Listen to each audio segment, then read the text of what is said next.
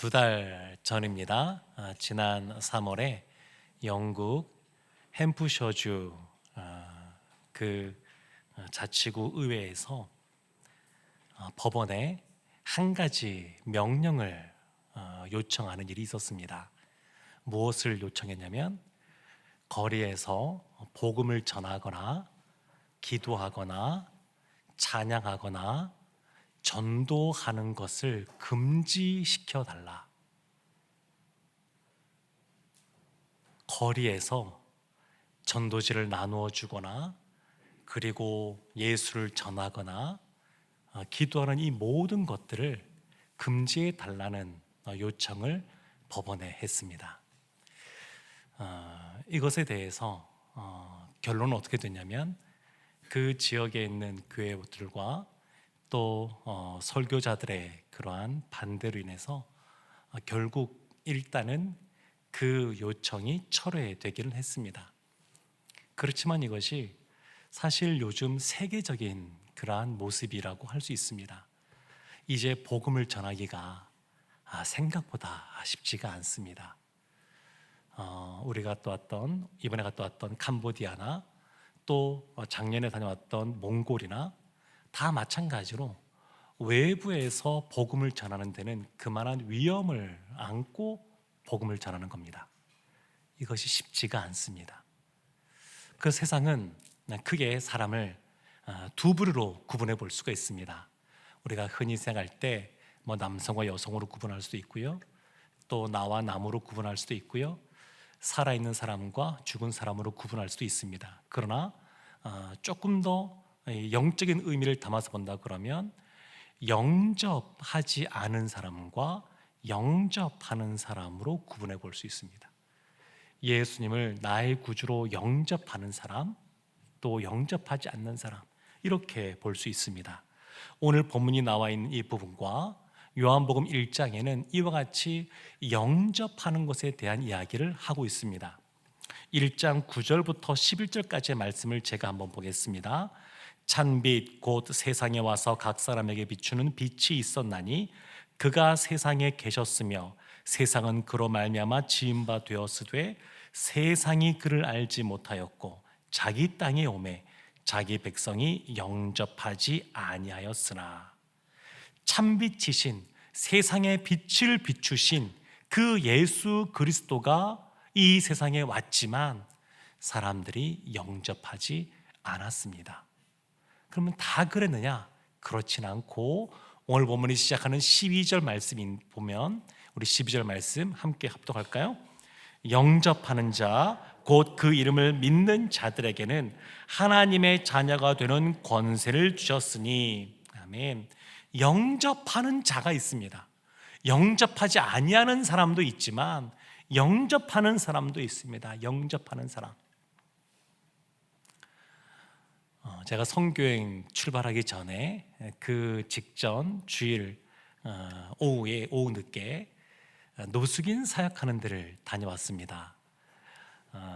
남대문에서 또 용산 전자상가가 있는 용산역에서 노숙인 사역하는 곳에 같이 참여하고 왔는데, 그곳에서 했던 것이 뭐냐면 여러 가지 물품들을 나눠주는 일도 이렇게 했습니다만 노숙인들에게 복음을 전하는 게 주된 사역이었습니다.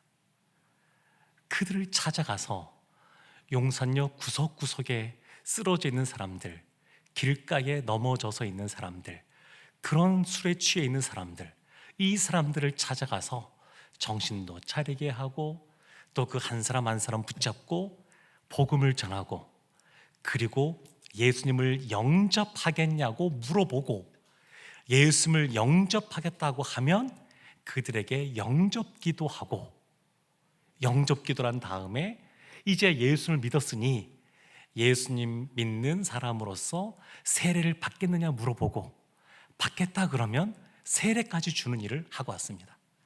꽤 많은 사람에게 복음을 전했고 생각보다 많은 사람들이 영접기도를 따라 했습니다. 그리고 저도 꽤 많은 사람들에게 세례를 주고 왔습니다.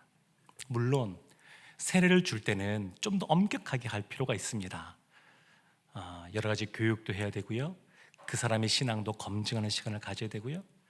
근데 그렇지만 그 노숙인 사역 원래 하던 것이 있어서 저는 같이 동참한 것이기 때문에 함께 하면서 어떤 생각을 했냐면, 제가 군대에서 군중세로도 자주 주로 갔었는데 마치 군대에서 세를 주듯이, 하나님, 이 사람이 지금 영접 기도도 했고요, 그리고 세례까지 받는데 진짜 예수 믿는 사람이 되어서 이 사람의 삶이 변화되게 해주세요, 이런 마음으로 사실은 세례를 주고 왔습니다.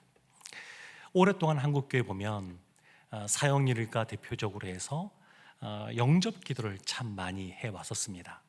물론 영접 기도가 남용되는 그러한 면이 없지 않아 있었지만, 사실 돌이켜보게 되면 영접 기도라고 하는 이야기가 많이 퍼졌을 때가 한국교회가 부흥할 때였습니다.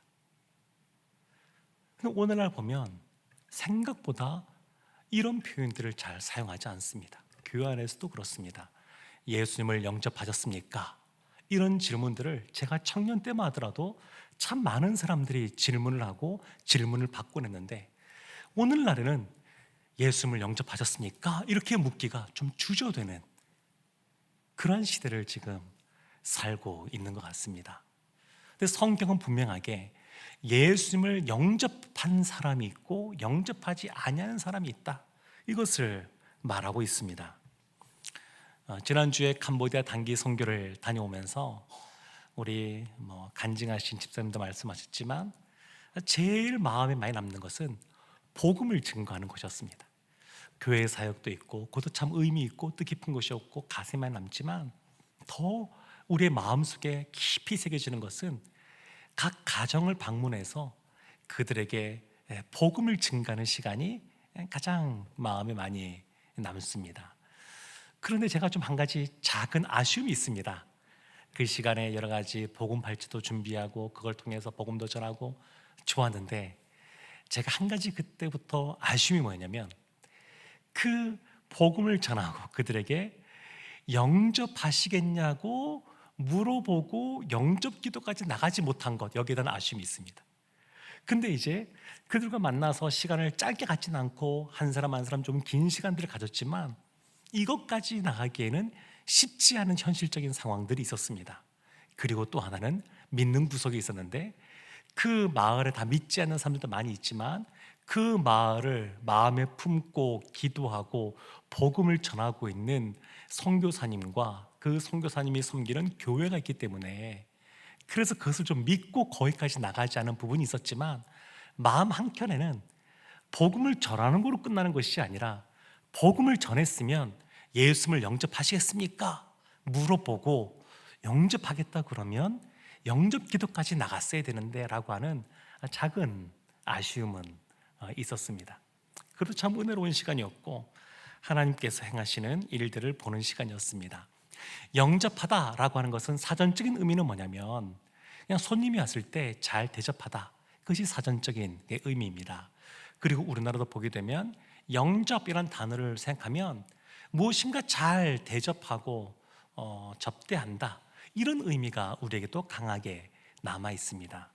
그런데 이 복음서, 우리 요한복음이 쓰여진 이 헬라 시대 때 그때의 문화적인 배경, 그 당시의 문화적인 배경을 본다 그러면, 영접하다라고 하는 것은 그와 같이 잘 대접한다는 의미도 물론 있지만, 그것보다 더 중요한 것은 뭐냐면, 그 약속된 것을 믿고 교훈을 받아들인다, 이런 뜻이 굉장히 강하게 있습니다. 그러니까 여기서 영접한다는 것은 뭐냐면, 예수님의 말씀을 온전히 순전하게 받아들이고 순종한다, 이런 의미가 이 안에, 이 단어 안에 들어가 있는 겁니다.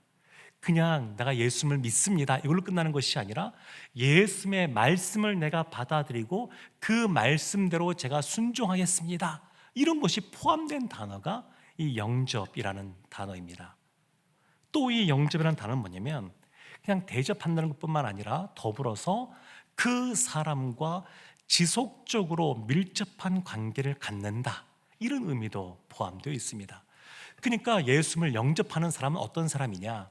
예수님의 말씀에 순종하는 사람, 그리고 그 예수님과 더 긴밀해지고 깊은 관계를 형성하는 사람, 그런 사람이 영접하는 사람이라고 말할 수 있습니다.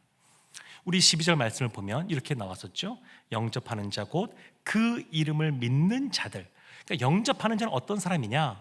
예수 그리스도의 그 이름, 참비신 예수 그리스도를 믿는 사람이 영접하는 사람이다, 이렇게 말하고 있습니다. 근데 이와 같이 영접하는 사람에게는 특권이 있습니다. 어떤 특권이 있느냐? 12절 하반절 이렇게 나와 있죠. 하나님의 자녀가 되는 권세를 주셨으니. 하나님의 자녀가 되는 권세가 있습니다. 권세. 하나님의 자녀들은 권세. 예수를 믿는 사람, 또 믿지 않는 사람의 차이가 무엇이 있을까요? 예수를 영접한 사람과 영접하지 않은 사람의 차이가 무엇일까요? 여기에 대한 답이 분명해야 됩니다. 여기에 대한 답이 분명하지 않으면 우리의 신앙생활의 힘이 별로 없습니다. 이 세상을 주도적으로 돌파하며 살아가는 것이 아니라 그냥 이 세상에 떠밀려가는 삶을 살게 됩니다. 이번에 선교지 가서 선교사님들을 만나고 왔는데, 이 선교지에서 선교사로 살아가는 삶은 사실은 예수 그리스도를 영접한 사람이라고 하는, 믿는 사람이라고 하는 그런 정체성이 분명한 사람이 열방에서 선교사의 삶을 살아갑니다. 세상은 참 얼마나 강력한 힘을 갖고 있는지 모릅니다. 우리가 언뜻 생각해봐도 세상의 강력한 힘, 뗄 수 없는 돈의 힘이 무시무시합니다. 그 돈의 힘이 있어요.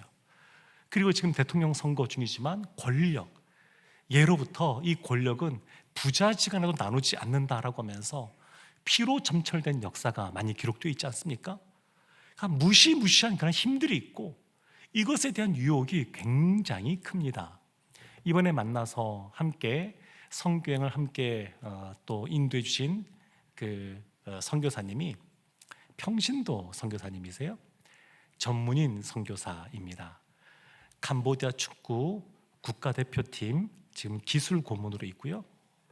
그리고 유소년 축구팀 감독으로 역임을 했었고, 지금 현재는 기술 고문으로 있으면서 국방부 산하의 유소년 축구팀을 맡고 있고요.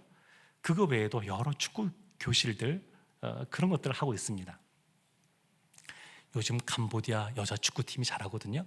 잘 모르시겠지만 그 여자 축구팀 국가대표 중에 절반을 이분이 그 지방에서 다 발굴을 해가지고 키워낸 사람들입니다. 그래서 그 캄보디아 축구협회에서 우리가 돈을 주겠다, 매달 $10,000 주겠다, 1만 불을 주겠다, 이렇게 제안했다 그러더라고요.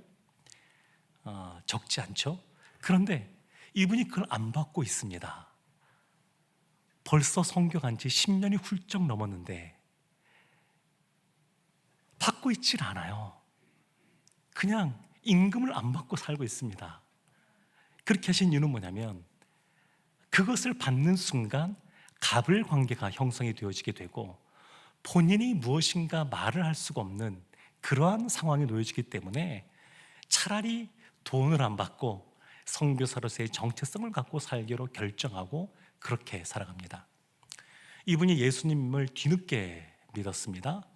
뒤늦게 믿고 지금 선교지 나간 지가 벌써 한 14년, 15년 그 정도 되시는데, 예수 믿고 나서 4, 5년 만에 선교사로 나간 겁니다. 어디 파송한 교회가 있어서 나간 게 아니고 처음에는 그 뜨거운 마음 가지고 홀로 나간 겁니다. 예수 믿는 사람으로서, 예수님을 영접한 사람으로서 이 세상에서 내가 어떻게 살 것인가, 그리고 믿지 않는 영혼들을 어떻게 대할 것인가, 그 뜨거운 마음 가지고 그냥 나간 거예요. 그냥 나간 거예요. 그리고 1년이 지난 다음에 교회에서 공식적으로 파송해 주는 그러한 절차들을 이렇게 밟았습니다. 그러니까 이런 분들은 이것이 분명한 해답이 있는 겁니다. 예수 믿는 사람과 믿지 않는 사람의 세상에서의 어떤 차이점이 있느냐, 그것이 분명합니다. 분명합니다. 하나님의 자녀가 되는 권세를 주셨다. 하나님의 자녀들은 권세, 이런 영적인 권세를 하나님은 하나님의 자녀들에게 주셨습니다. 그래서 신자는 세상에서 인간적인 힘으로 싸워서는 승산이 없습니다. 세상보다 더 많은 돈을 가지고 더 많은 권력을 가지고 있다 한다 할지라도 그걸로 승부수를 볼 수가 없습니다. 믿는 사람은 믿는 사람만의 파워, 힘, 권세를 가지고 나아가야 됩니다. 지금 예수님을 영접하는 자에게는 특권이 주어지는데 그것이 뭐냐면 하나님의 자녀가 되는 권세입니다. 권세. 사도행전 3장을 보게 되면 베드로와 요한이 성전 미문 앞을 지나갈 때에 날 때부터 걷지 못하던 한 사람을 보고 했던 아주 유명한 말이 있지 않습니까? 은과 금은 내게 없거니와 내게 있는 곳으로 내게 주노니 나사렛 예수 그리스도의 이름으로 일어나 걸어라. 은과 금이 없다 한다 할지라도 나사렛 예수 그리스도의 이름이 능력 있는 줄로 믿습니다. 예수님의 이름은 그냥 지식에 그치는 것이 아닙니다. 예수님의 이름은 능력이 있습니다. 그리고 그 능력을 의지하며 나갈 때 우리의 삶 속에서도 하나님의 역사가 나타납니다. 13절 말씀에 보면 이어서 이렇게 또 설명합니다. 이는 혈통으로나 육정으로나 사람의 뜻으로 나지 아니하고 오직 하나님께로부터 난 자들이니라. 하나님을 영접하는 자, 하나님의 자녀들은 권세를 주었는데 그 사람은 하나님께로부터 난 자들이라는 겁니다. 하나님께로부터 난 자들. 그러니까 하나님의 자녀가 된다는 것은 하늘의 권세가 있다는 것이고, 하늘의 권세가 있다는 얘기는 우리의 소속이 바뀌었다는 겁니다. 그러니까 이번 주에도 우리가 보았듯이 그 빌립보서 말씀에 나오는 것처럼 하늘의 시민권이 우리에게 있습니다. 우리는 하늘에 속한 사람들이 되었습니다. 그래서 소속이 바뀐 겁니다. 그래서 우리는 하나님께 난 사람들이 되었는데, 감사하게도 지난 주일날 우리 교회에 또 새 생명이 태어났습니다. 새로운 아기가, 아들이 태어났습니다. 그런데 이와 같이 아이를 낳는데 들어보니까 꽤 오랫동안 해산의 고통을 겪으셨더라고요. 긴 시간 동안 이 진통을 하다가 결국에는 해산의 기쁨을 맛보았습니다. 근데 고통이 있죠. 이 통증이 있습니다. 어렵습니다. 힘듭니다. 근데 하나님께서 우리를 낳을 때도 그렇습니다. 해산의 고통이 있습니다. 하나님께서 우리를 낳기만 한 것이 아니라 우리를 키우시죠. 부모가 자녀를 키울 때에도 얼마나 많은 헌신과 대가 지불이 있어야 됩니까? 하나님이 우리를 키우실 때는 더 하십니다. 더 하세요. 하나님이 우리를 더 많이 끌어안아 주시고 기다려 주시고 품어 주시고 공급해 주시고, 하나님이 그렇게 했기 때문에 우리가 오늘 이렇게 있는 줄로 믿습니다. 하나님께로부터 하나님의 자녀는, 하나님께 권세를 받은 자녀들은 그러한 은혜 가운데 있는데, 어떤 은혜가 있느냐? 먼저는 하나님의 인도하심을 받습니다. 어린아이가, 우리의 자녀들이 그런 것처럼, 양이 목자의 인도를 받는 것처럼 하나님의 자녀로 있다고 하는 것은 그런 인도함을 받는 삶이라고 할 수 있습니다. 또한 하나님의 자녀라는 것은 뭐냐면 하나님의 보호하심을 받는 겁니다. 하나님이 지켜주세요. 하나님이 보호해 주십니다. 또 하나님의 자녀로 살아간다고 하는 것은 하나님의 공급하심을 받습니다. 하나님이 공급해 주세요. 제가 선교여행 가게 되면 참 여러 가지 유익들이 있는데, 그 중에 하나가 선교사님들이 이렇게 지켜보는 겁니다. 선교들의 삶을 지켜보면서 하나님께서 어떻게 행하시나, 어떻게 오셨나, 그걸 다시 한번 돌이켜보고 우리의 신앙도 다시 돌이켜보는 그런 유익들이 있습니다. 이번에 만난 선교사님, 사실은 이 평신도 선교사님 만난 건 아니고 CTP 사역하는 우리 목회자, 우리 목사님이신 우리 선교사님도 만나게 되고, 또 현지인 목회자, 현지인 캄보디아인 목사님도 만나고, 이런 시간들을 보냈습니다만, 그래도 가장 오랜 시간 함께 다닌 분이 이 평신도 선교사님이신데, 근데 그분의 삶을 보니까 이 세 가지가 다 있습니다. 이분이 프로축구 선수 출신이시거든요. 그리고 이제 여러 가지 은퇴할 때 축구 선수들 보통 그렇다 그러더라고요. 그쪽 길로 가는 사람들이 있는가 하면 너무 어렸을 때부터 열심히 축구만 했기 때문에 나는 이제 축구와 관련된 일은 안 해. 이런 분들도 꽤 많다고 들었습니다. 이분이 그런 분이었습니다. 본인은 프로 축구 선수였으니까 얼마나 열심히 했겠습니까? 그리고 그 모든 것을 마치고 나서 나는 이제 축구와 관련된 일은 절대 안 한다라고 했지만 캄보디아 가서 보니까 본인은 원하지 않았는데 하나님께서 그런 길들을 열어주시는 거예요. 그리고 이 국가대표 팀과 연관되어 있지 않습니까? 고위직들하고 연관되어 있습니다. 많이 만나요, 고위직들을. 그러니까 그것을 본인이 능력 있는 것도 아니고 본인이 원했던 것도 아니지만 하나님께서 그 길들을 열어주시고 이끌어 주셔서 그분의 이야기를 들으면 하나님이 정말 선하시구나, 이런 것을 깨닫게 됩니다. 그냥 그 고비고비마다, 그리고 분기점이 될 때마다 하나님께서 하나씩 하나씩 그 길들을 열어주셔서 오신 거예요. 그리고 하나님께서 보호해 주시는 그러한 은혜 가운데 있습니다. 제가 6, 7년 전에 캄보디아 땅을 한번 갔다 왔었습니다. 그때 이 선교사님을 처음 만났었는데 그때 만난 이후에 이분이 교통사고가 나셔서 갈비뼈가 폐를 네 개가 찌르는 그러한 교통사고를 당했는데 원래 몰랐는데 그러면 비행기를 타면 안 된다 그러더라고요. 폐가 쪼그러들어서. 근데 그것도 모르고 한국으로 온 거예요, 이제 치료받기 위해서. 병원에서도 깜짝 놀래가지고 하여튼 긴급하게 그 모든 것들이 이제 이루어졌다고 하는데, 그러니까 여러 가지 사고도 있긴 했었지만 하나님께서 지켜주시고 또 보호해 주시고, 십자인대가 두 군데가 다 끊어졌었는데 이 운동도 많이 하고 해서 들어보니까 몇 년 전에 놀라울 정도로, 의사 선생님도 깜짝 놀랄 정도인데 십자인대 하나가 붙었답니다. 원래 붙을 수 없대요. 그렇게 붙었대요. 그러니까 축구 감독으로서 또 아이들을 또 축구를 통해서 선교하는데 그것을 감당할 수 있도록 하나님께서 회복시켜 주시고 그리고 보호해 주시고 이런 삶들을 사신 거예요.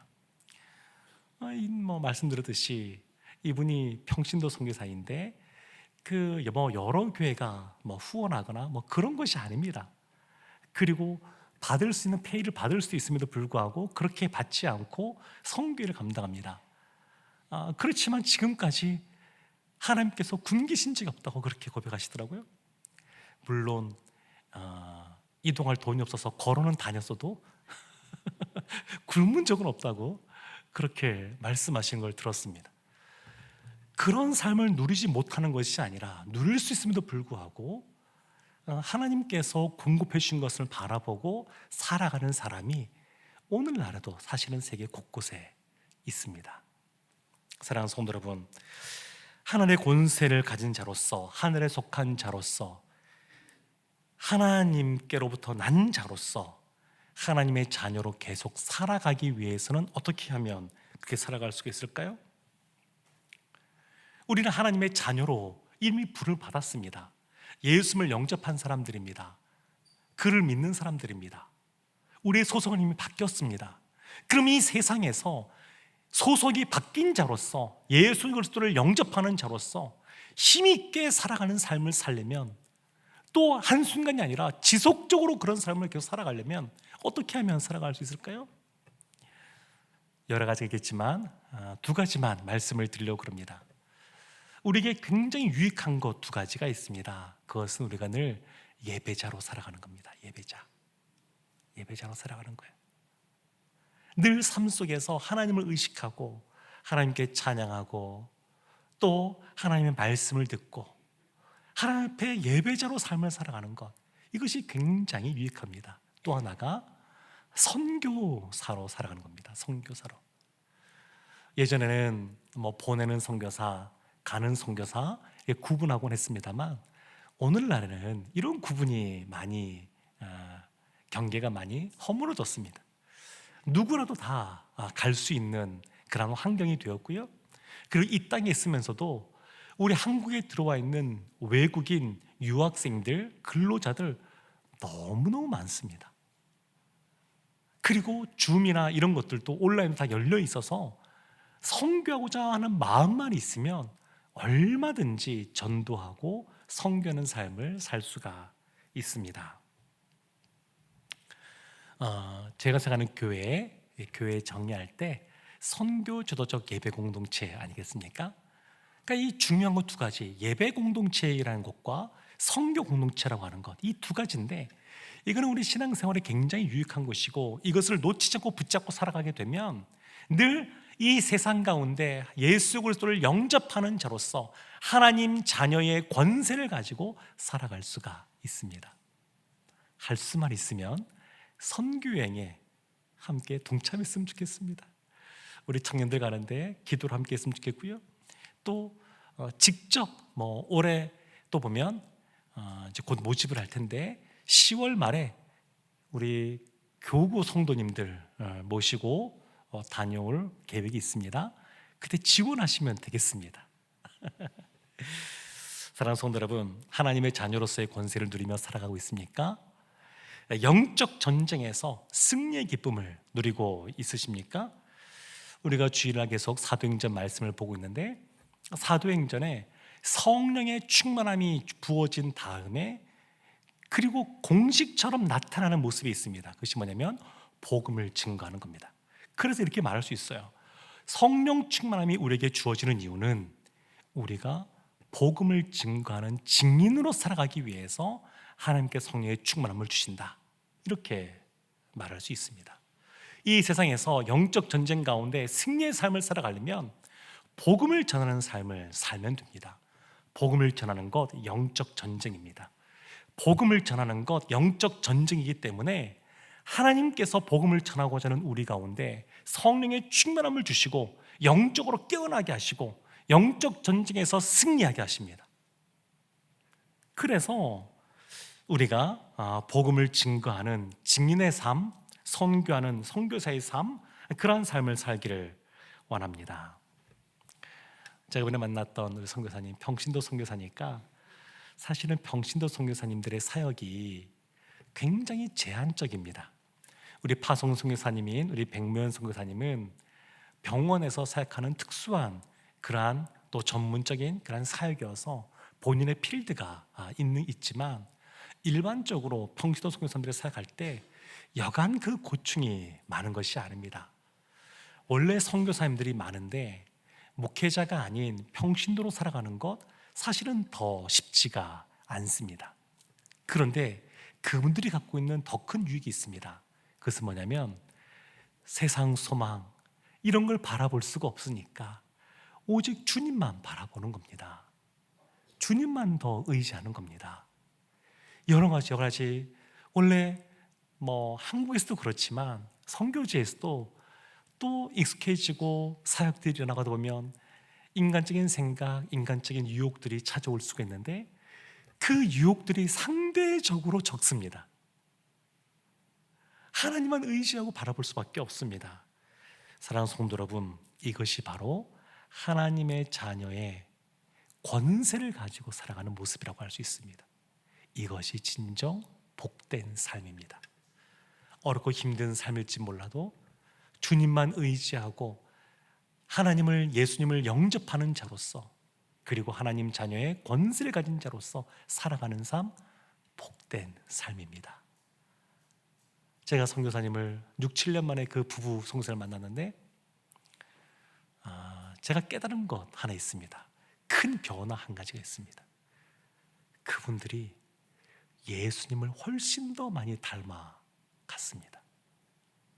그 이전에도 예수님을 닮은 사람으로 있었지만 그 시간 동안 얼마나 더 깊어지고 더 온유해지고 더 순전해졌는지 그냥 만나는 순간 알 수가 있었습니다. 실제로 교제해 보니까 그것을 확인할 수 있었고요. 사랑하는 성도 여러분, 우리도 그러기를 원합니다.